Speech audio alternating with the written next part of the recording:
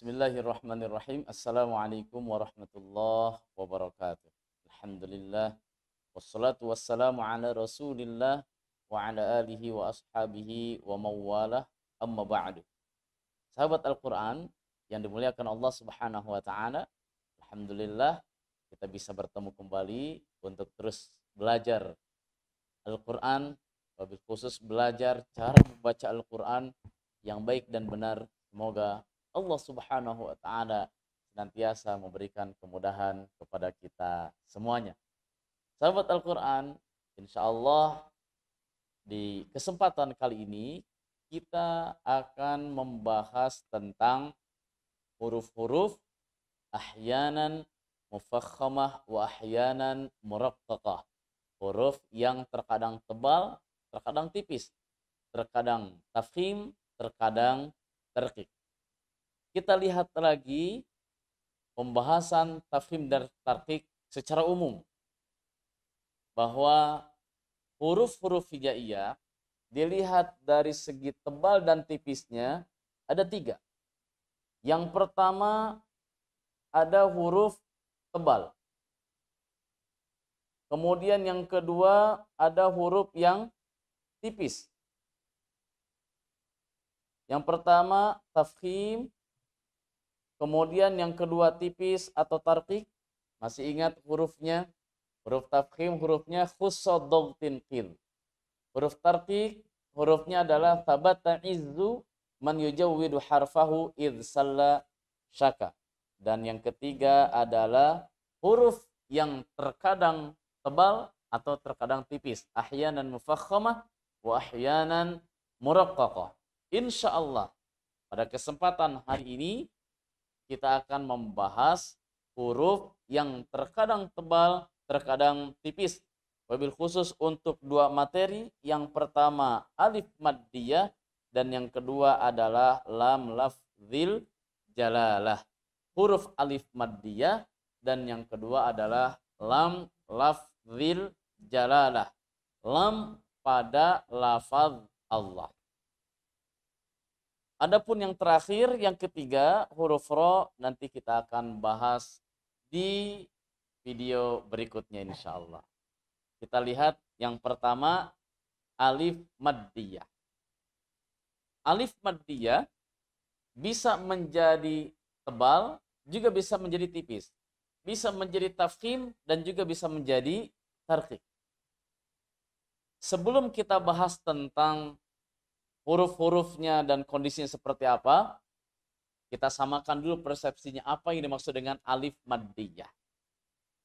Yang dimaksud dengan alif maddiyah itu adalah alif yang berfungsi untuk memanjangkan huruf sebelumnya.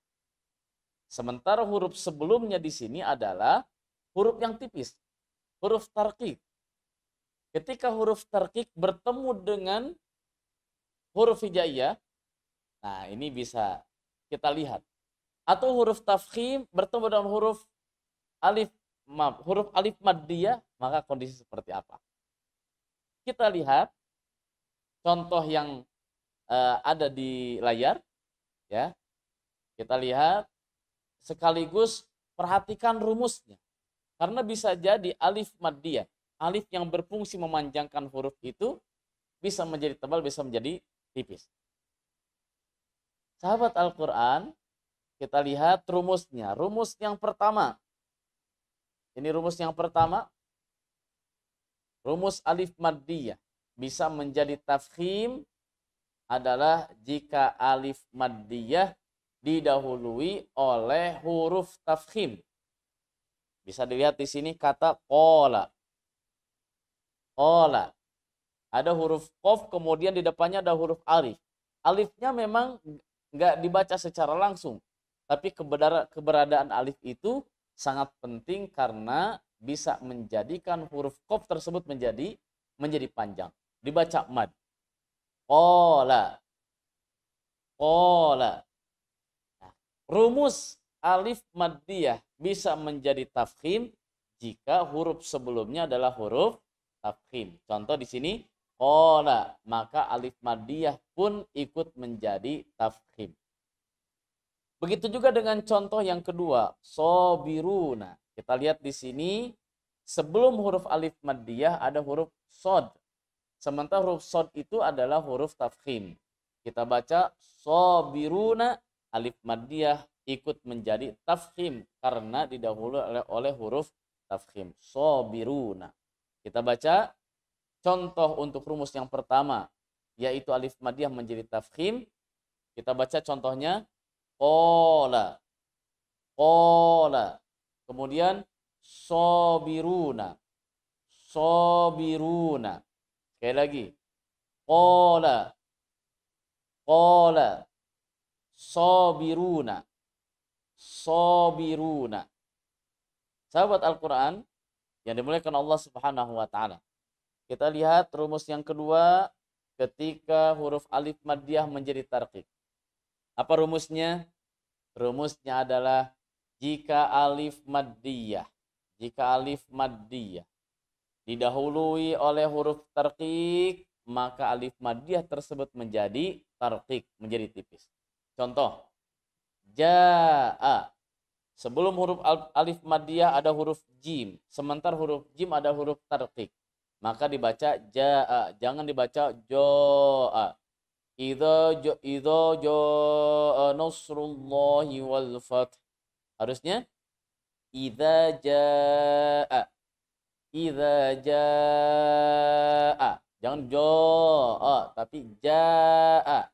Alif maddiyah menjadi tipis. Kenapa? Karena didahului oleh huruf jim, yang mana huruf jim adalah huruf yang tipis.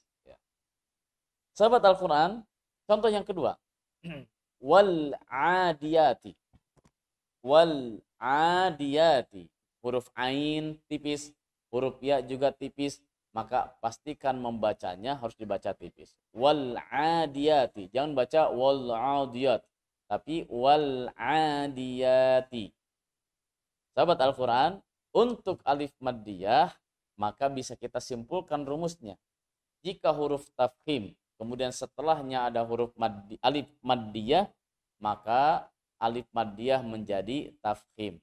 Kemudian yang kedua, jika huruf tarqiq, kemudian setelahnya ada alif maddiyah, maka alif maddiyahnya menjadi tarqiq. Hati-hati sahabat Al-Quran semuanya, ketika mempraktekkan membaca, perhatikan betul tebal dan tipisnya, karena tebal dan tipis tafkhim dan tarqiq ini diantara yang menjadikan bacaan atau tilawah Al-Quran kita semakin fasih, semakin berkualitas. Sahabat Al-Quran, ini yang pertama tentang huruf maddiyah. Yang kedua adalah huruf lam lafzil jalalah.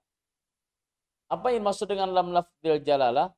Lam lafzil jalalah itu adalah lam pada lafaz Allah. Kita lihat lafaz Allah. Lafaz Allah itu terdiri dari alif, lam, lam, ha. Ya, alif, lam, ha. Yang menjadi titik fokus lam lafzil jalalah pada lafaz Allah itu adalah lam yang kedua. Lam yang kedua. Ada alif, lam, lam. Nah, lam yang kedua. Alif, lam, ha.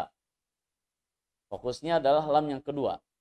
Nah, lam yang kedua ini bisa dibaca tebal, juga bisa dibaca tipis.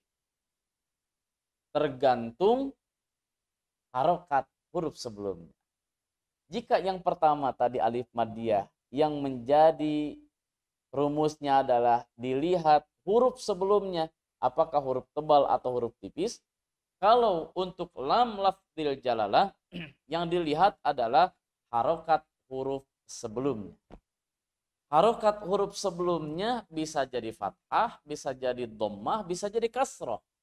Namun ketika kita mendapatkan lafaz Allah, kemudian huruf sebelumnya berharokat fathah atau berharokat dhammah, maka lam pada lafaz Allah harus dibaca tafkhim. Harus dibaca tafkhim. Contoh, Rasulullah, ada lam harokat dhammah, kemudian setelahnya ada lafaz Allah. Maka kita baca Rasulullah, Lo. Jangan baca Rasulullah atau Rasulullah. Wah, jadi wah, lafaz Allah dengan huruf W atau waw. Padahal harusnya tetap kita baca dengan huruf lam, hanya lamnya ditebalkan. Asalnya la kemudian menjadi lo. La menjadi lu, lo, lu. Lo ya menjadi lo. Rasulullah, Rasulullahi. Ini yang pertama. Kemudian yang kedua, untuk huruf lafaz Allah, huruf sebelumnya berharokat fathah. Rasula, Rasula. Ketika masuk ke lafaz Allah, maka lafaz Allahnya wajib dibaca tebal. Rasulullah. Allah. Jangan baca wah, Rasulullah atau Rasulullah tetapi dengan lafaz la, huruf lam. Rasul Rasulullah dan Rasulullah. Allah.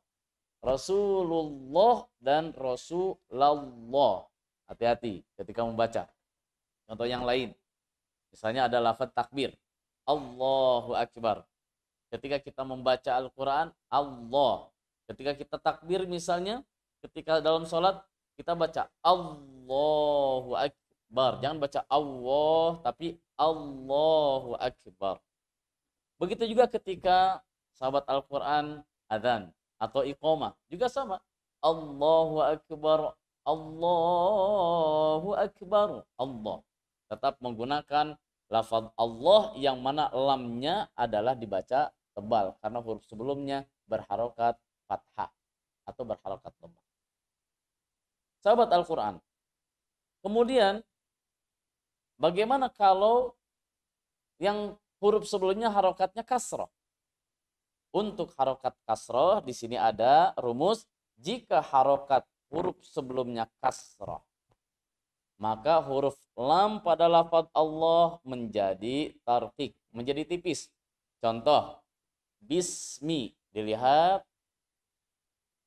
tulisannya ada huruf mim yang dicetak warna merah, kemudian berharokat kasroh. Bismi. Ketika bertemu dengan lafaz Allah, lamnya dibaca tipis, jangan dibaca tebal. Maka kita baca bismillah, bukan membaca bismillah. Bismillah, tetapi dibaca bismillah. Kenapa kita membaca bismillah? Karena lafaz Allah huruf sebelumnya berharokat kasrah. Bismillahirrahmanirrahim. Beda, betul. Ya, beda jauh dengan yang tafkhim di mana harokat huruf sebelumnya berharokat fathah dan dhammah. Kita bandingkan Rasulullah dengan bismillah yang dibaca tebal dan dibaca tipis. Oleh karena itu, untuk lam lafdzil jalalah, rumus utamanya bisa dilihat di tulisan yang dikasih kotak, ya. Rumusnya adalah fathah atau dhammah bertemu dengan lafaz Allah, maka dibaca tafkhim. Sementara kasroh bertemu dengan lafaz Allah, maka dibaca tarqiq. Untuk memudahkan kita mengingat materi ini, ingat-ingat lafaz Allahu Akbar, lafaz Rasulullah, lafaz Rasulullah, kemudian dengan Bismillahirrahmanirrahim. Ini mudah-mudahan memudahkan kita untuk mengingat, membedakan lafaz Allah yang dibaca tebal dan dibaca tipis. Sahabat Al-Quran yang dimuliakan Allah Subhanahu wa Ta'ala, ini materi ahyanan mufakhamah wa ahyanan muraqqaqah, huruf yang terkadang dibaca tebal, juga terkadang dibaca tipis, melihat kondisinya. Yang pertama untuk alif maddiyah, dan yang kedua adalah untuk lam lafdzil jalalah. 2 poin saja. Insya Allah poin yang ketiga untuk huruf ro kita akan bahas di pertemuan berikutnya insya Allah. Jazakallah khairan katsiran. Mudah-mudahan bermanfaat. Teruslah berlatih. Mudah-mudahan kita semuanya bisa membaca Al-Quran yang baik dan benar. Aqulu qouli hadza wa astaghfirullahal azim li wa lakum. Wassalamualaikum warahmatullahi wabarakatuh.